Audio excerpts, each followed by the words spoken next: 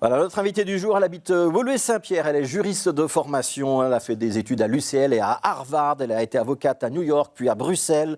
Elle est entrée au cabinet de Didier Reynders en 2012, d'abord comme conseillère pour la justice et l'immigration et ensuite comme chef de cabinet. Elle a été candidate aux élections communales à Woluwe-Saint-Pierre et puis en 2019, elle a été élue au Parlement bruxellois où elle est devenue chef de groupe du mouvement réformateur. C'est Alexia Bertrand qui est sur le plateau de Plus d'Actu ce soir.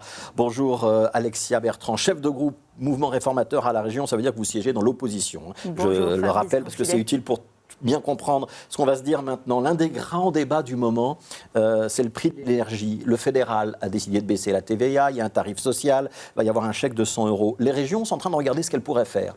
La Wallonie envisage aussi de donner un chèque, ce n'est pas encore très clair, mais on y pense. Est-ce que la région bruxelloise doit le faire aussi ?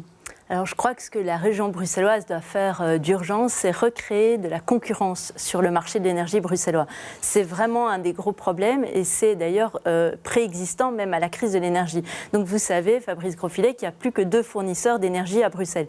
Et ça veut dire qu'il y a moins d'offres pour les Bruxellois et qu'ils payent plus cher. Et donc un Bruxellois aujourd'hui, il paye sa facture de gaz et d'électricité en moyenne 220 € de plus qu'en Wallonie, 330 € de plus qu'en Flandre. Et ça, c'est un vrai problème. Et pourtant, là-dessus, la région bruxelloise pourrait agir, a des outils pour agir. Et donc, qu'est-ce qu'il faut faire ?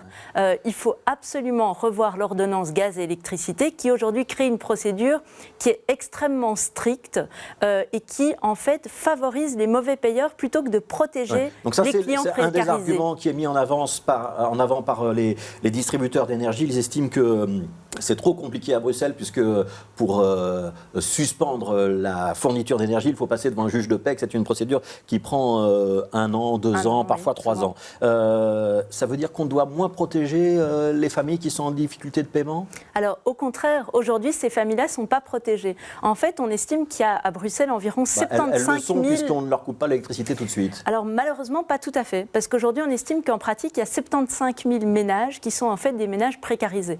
Donc, c'est environ 25% des ménages bruxellois. C'est énorme. Or, qui bénéficie du statut de client protégé aujourd'hui ? C'est seulement 2600 ménages à Bruxelles, c'est-à-dire 0,4% des ménages. Donc, on n'est pas en train de protéger ceux qui en ont réellement besoin.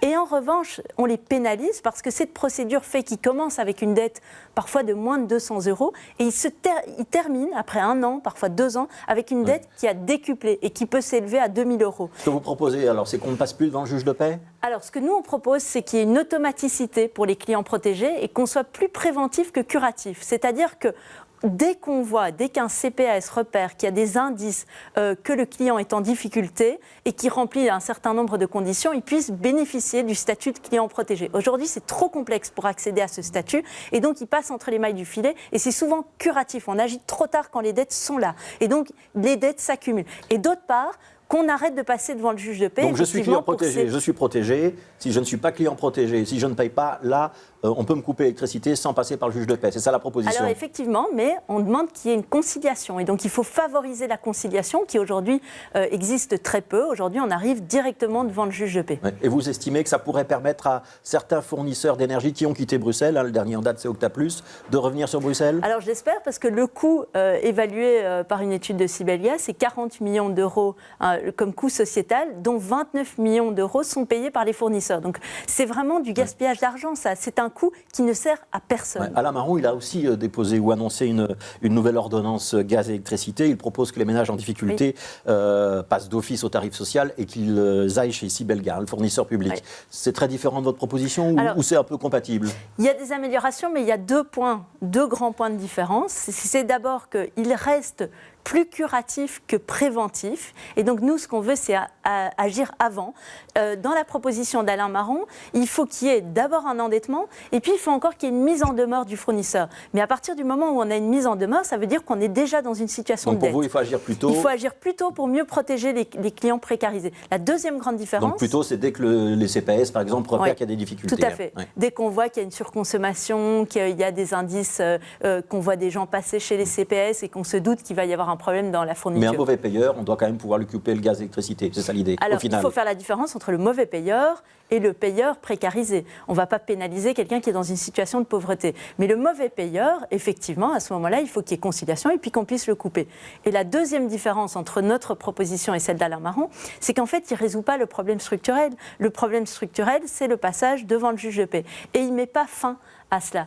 Donc, ça ne va pas faire revenir les fournisseurs demain, puisqu'on garde tout ce coût, cette longueur, cette lourdeur administrative, elle reste, malheureusement. Sauf que dans la proposition Marron, les gens iront chez Sibelga. Il y a une problématique que je voudrais aborder avec vous, c'est celle des loyers. Nawal Benamou, qui est la secrétaire d'État au logement bruxellois, propose de plafonner l'indexation des loyers à 2%. C'est une bonne idée ou pas?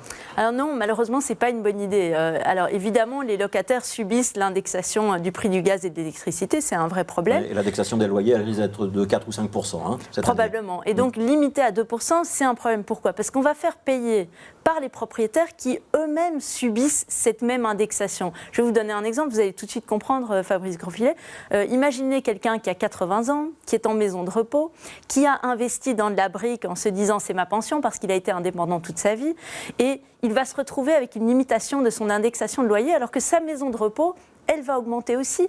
Et son prix compte immobilier va augmenter aussi parce que le revenu cadastral, lui, est indexé. Ouais, mais les locataires qui vont avoir une surcharge de factures d'énergie, qui ont peut-être aussi des difficultés. On ne doit pas leur redonner un petit peu de pouvoir d'achat. On voit que la croissance n'est pas très forte en Belgique par rapport à nos pays voisins. Il ne faut pas rendre du pouvoir d'achat. Mais évidemment qu'il faut trouver des solutions. Mais il faut arrêter de faire croire qu'on va trouver des solutions ponctuelles. Vous l'avez dit, le fédéral agit en baissant la TVA et en trouvant des solutions pour rendre du pouvoir d'achat. Que peut faire la région? Bien, la meilleure chose qu'elle puisse faire, c'est corriger cette absence de concurrence dont on vient de parler pour qu'il y ait déjà plus d'offres et que ça coûte moins cher et que le bruxellois ait le choix. Mais tout ça part du problème de l'énergie. C'est pour ça qu'il y a un problème chez les locataires. C'est parce que le pouvoir d'achat est diminué. Et la deuxième chose, c'est qu'il faut enfin créer du logement de manière structurelle. Donc il faut qu'il y ait plus d'offres. Et comment faire pour qu'il y ait plus d'offres? C'est travailler davantage avec le secteur privé, donc avec les agences immobilières sociales par exemple, et trouver toute une série d'incitants. Mais ce sont des solutions sur lesquelles le gouvernement bruxellois aurait déjà dû travailler depuis 15 ans. Et donc c'est vrai, ça prend un tout petit peu plus de temps, mais je ne voudrais pas faire croire aux Bruxellois qu'un chèque ponctuel va résoudre leurs problèmes, alors qu'en fait, ce qui va le résoudre, c'est de travailler structurellement sur davantage de logements à Bruxelles pour faire diminuer le coût du loyer. Alors, il nous reste 2 minutes. Je voudrais qu'on évoque un grand débat qui a été lancé assez discrètement par le Parlement bruxellois la semaine dernière. C'est le débat sur la neutralité dans les services publics. On se souvient tous de ce qui s'était passé à la STIB, avec une condamnation sur laquelle il n'y a pas eu d'appel. La STIB, donc, condamnée pour discrimination à l'embauche. Vous pensez toujours que si on porte un foulard, on ne peut pas servir l'usager avec neutralité dans les services publics? Alors, ce débat porte pas uniquement sur le foulard, ça porte sur tous les signes convictionnels. Mais ça va plus loin. Ça porte aussi sur le fait de ne pas arborer un t-shirt avec son appartenance politique, par exemple. On n'a pas envie de se retrouver au guichet avec quelqu'un qui a un t-shirt Vlaams Belang. Donc, c'est beaucoup plus large que ça. C'est une question de neutralité. Et cette neutralité, elle était déjà inscrite dans tous les statuts des fonctionnaires depuis des décennies. Ouais. Vous connaissez certainement la phrase de McCarthy qui disait « Il ne faut pas seulement que la justice soit rendue, il faut qu'elle soit manifestement et incontestablement vue comme étant rendue. » Donc ça veut dire que l'apparence, c'est important. Si on porte un foulard, c'est un signe convictionnel. Si on porte une longue barbe et qu'on est peut-être tout à fait convaincu de convictions religieuses, ça n'est pas un signe convictionnel. Vous pouvez percevoir que ça peut être jugé comme un petit peu excluant et pas tout à fait partial comme raisonnement. Alors j'entends et on peut certainement réfléchir à ça. Maintenant la barbe, elle peut être portée, d'ailleurs je vois que vous la portez un petit peu la barbe, et elle n'est pas un signe convictionnel chez vous.